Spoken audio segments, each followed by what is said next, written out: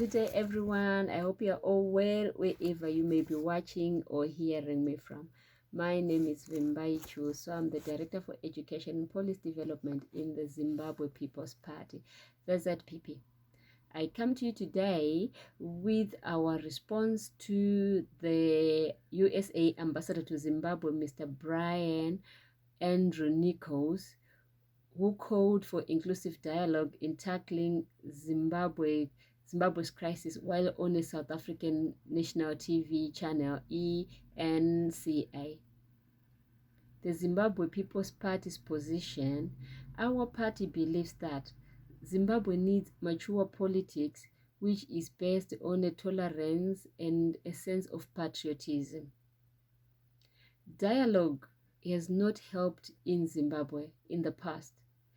There is no evidence that it may help in the future. Examples 1. In 1987, there was a dialogue between ZANU and ZAPO and a unity accord was signed. Are we united? The answer is a big no. That dialogue only legitimized Mugabe's one-party state mantra, and he came out victorious. Example 2. In 2008, there was a dialogue between MDC and ZANU, and they went into a government of national unity, the GNU, which only gave hope to Zimbabweans but fixed nothing in our lives.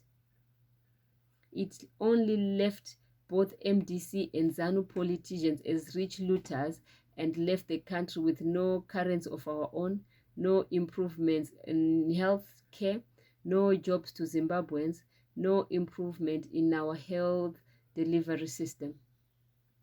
Example number 3. In 2007, Kenya had a hotly disputed election. A dialogue and a unity government was formed between Raila Odinga and Mwai Kibaki.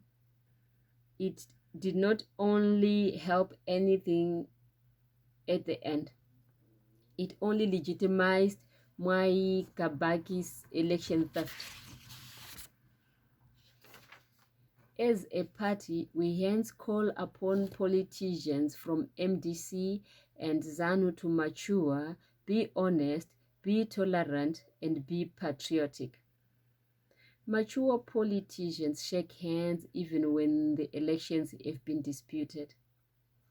Honest politicians will not rig an election. Tolerant politicians will accept any election outcome for the benefit of the country and move on. Patriotic leaders will put the country first. They will not consider their egos more than the country's image and prosperity. Example 1.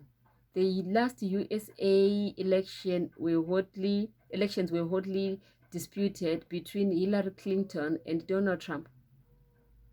They both put America first, and today we hear no fights like we see in Zimbabwe daily. Example number 2. The 2017 Kenyan elections were disputed, with Raila Odinga swearing himself in as the people's president, but he later shook hands with President Uhuru Kenyatta through their BBI, Building Bridges initiative, and Kenya is rising with that unity. In Zimbabwe, Mr. Chamisa declared himself the people's president, and it's still the case today. The country can't move on. The Zimbabwe People's Party hence calls upon all politicians in Zimbabwe to be patriotic, honest, and be mature.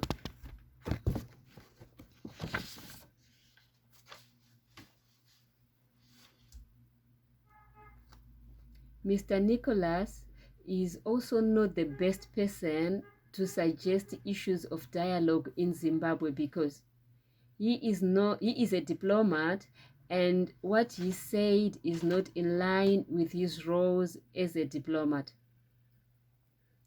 During George Floyd's protest in the United States, Nichols was summoned by the government of Zimbabwe after the U.S. Secretary Advisor Robert O'Brien labeled Zimbabwe as a foreign adversary that was fomenting the protests and threatened with retaliatory action.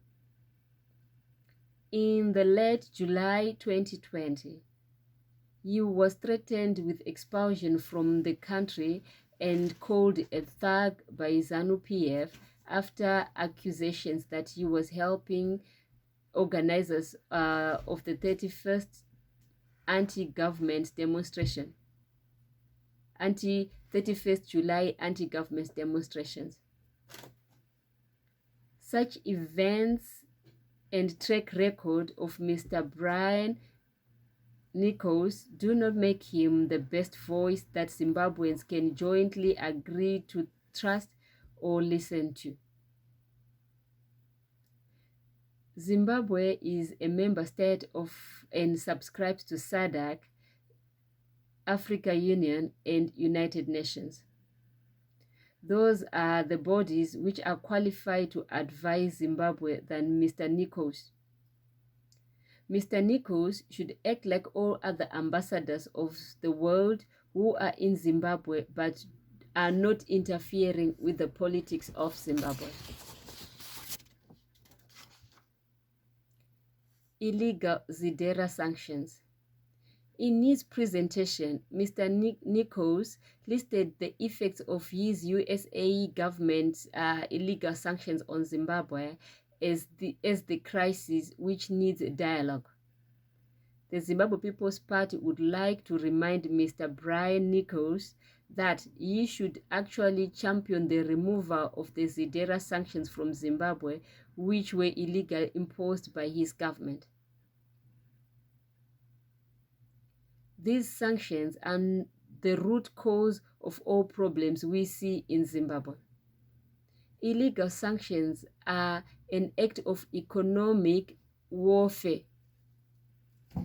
The USA should cease its economic war on Zimbabwe. The sanctions have led to brain drain of Zimbabwe, with more than 5 million Zimbabwe leaving the country, leaving Zimbabwe with a skeleton workforce. The sanctions have rendered our country valueless. It is an insult for Mr. Nichols to say that the United States of America has helped Zimbabwe with $3.2 billion since 1980, and every year they help with US 319 million. That is sarcastic because the United States of America's illegal sanctions have robbed Zimbabwe of business revenue worth more than US $5 trillion for the past 40 years, and per year the sanctions rob Zimbabwe more than 500 billion US dollars business. Zimbabwe does not need aid from USA, but fair trade and removal of illegal sanctions. Dialogue will not work in Zimbabwe. Zimbabwe needs the following: patriotic citizens, honest politicians who put their country ahead of their hunger for power,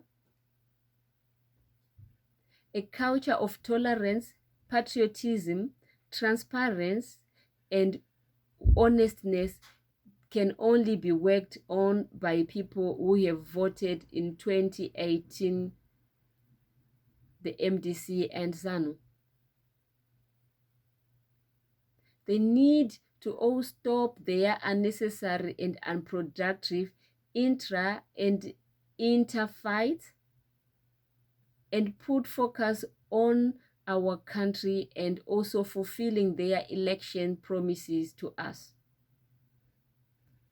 How does dialogue become useful in a country where the ruling ZANU-PF and the opposing MDC exist as three or more factions of each. If MDC Kupe and MDC Chamisa can't dialogue, ZANU-PF Nangagwa and ZANU Kasukuwere can't dialogue, how then do we expect a national dialogue to be a solution in Zimbabwe?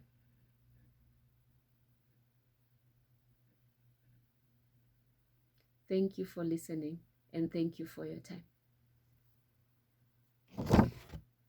Once again, my name is Vimbai Chuswa, the Director of Education and Policy Development for the ZPP, the Zimbabwe People's Party. God bless.